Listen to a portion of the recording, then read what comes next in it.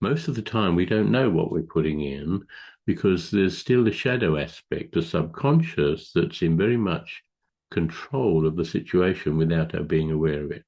So we put a lot of information in. Now, the information that arises as a result of the shadow, the subconscious, is that which we find we're challenged by, that we find uncomfortable. So then, of course, what you do when you find something that's uncomfortable, you try to do something about it, which means then putting more energy into a situation that, if it were allowed to collapse, would have no substance, no reality whatsoever.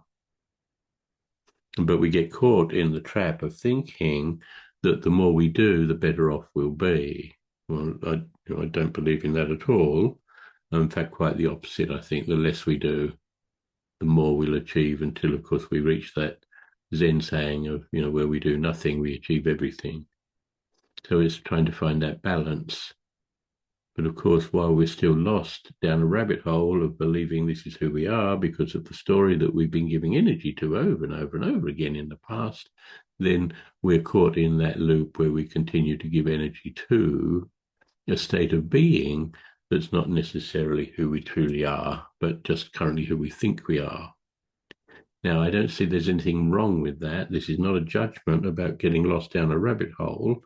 I think everybody does it, and I think that's part of the reason that we're born into a physical reality.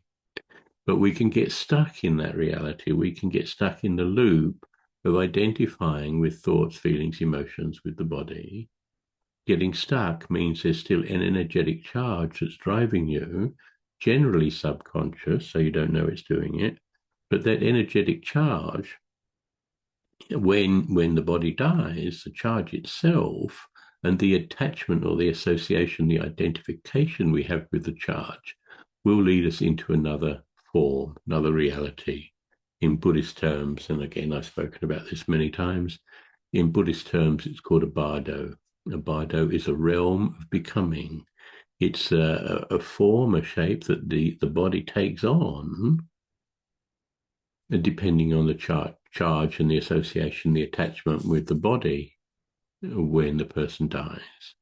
So we create all sorts of possible scenarios, but we're drawn to particular scenarios that basically are the product of the energy that we still hold, the charge that we still hold when we die. So then we get caught in that loop. So my role